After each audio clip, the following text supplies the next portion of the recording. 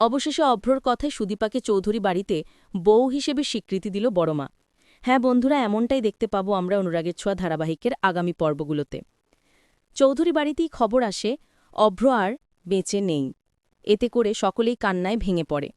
অভ্রের শ্রাদ্ধের আয়োজন করা হয়। ঠিক সেই মুহূর্তে সুদীপা বাড়ির ভিতরও প্রবেশ করে।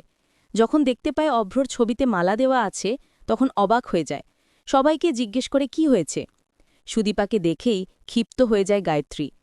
গায়ত্রী সুদীপাকে বলে, তুমি একটা অপয়া। তুমি এই বাড়িতে আসার পর আমার ছেলেটা চলে গেছে। তুমি এই বাড়িতে না আসলে এত কিছু হতো না। সব কিছু হয়েছে তোমার জন্য। তুমি এক্ষুনি এই বাড়ি থেকে বেরিয়ে যাবে। ঠিক সেই মুহূর্তে পিসি ও আদিত্য সুদীপার পাশে এসে দাঁড়ায়। গায়ত্রী ক্ষিপ্ত হয়ে সুদীপাকে ধাক্কা দেয়, বাড়ি থেকে বের করে দেবার চেষ্টা করে। তখনই সুদীপাকে ধরে ফেলে আদিত্য আর বলে ওঠে, বড়মা, তুমি কাকে কি বলছো? ও এই বাড়ির অলক্ষ্মী কেন হতে যাবে? কেন অপয়া হতে যাবে? ও তো এই বাড়ির লক্ষ্মী। ঠিক সেই মুহূর্তে দেখা যায় অভ্র বাড়ি ফিরে আসে। এতে করে সকলেই অবাক হয়ে যায়।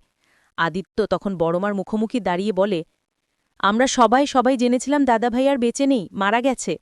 তবে সুদীপা বিশ্বাস রেখেছিল যে দাদাভাইয়ের কিছুই হতে পারে না। তারপরে সুদীপা ছুটে যায় দাদার কাছে।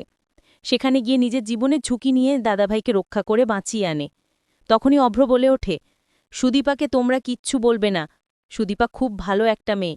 ও যদি সঠিক সময়ে আমার কাছে না পৌঁছে যেত তাহলে হয়তো তোমরা আমাকে সারা জীবনের মতো হারিয়ে ফেলতে পারতে। ওর জন্যই আমি প্রাণে বেঁচে গেছি। আর মা, তুমি ওকে কথা শোনাচ্ছ?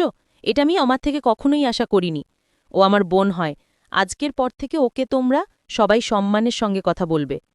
অবশেষে অভ্রর কথাতেই বড়মা সুদীপাকে মেনে নেয়। তো বন্ধুরা, তোমরা এটাই তো চাও যেন এভাবেই শেষ মুহূর্তেই অভ্র সুদীপার পাশে দাঁড়িয়ে কথা বলে এবং সুদীপার ওপর সমস্ত অভিমান ভুলেই সুদীপাকে চৌধুরী বাড়ির বউ হিসেবে স্বীকৃতি দেয়। অবশেষে অভ্রর কথায় সুদীপাকে চৌধুরী বাড়িতে বউ হিসেবে স্বীকৃতি দিল বড়মা। হ্যাঁ বন্ধুরা, এমনটাই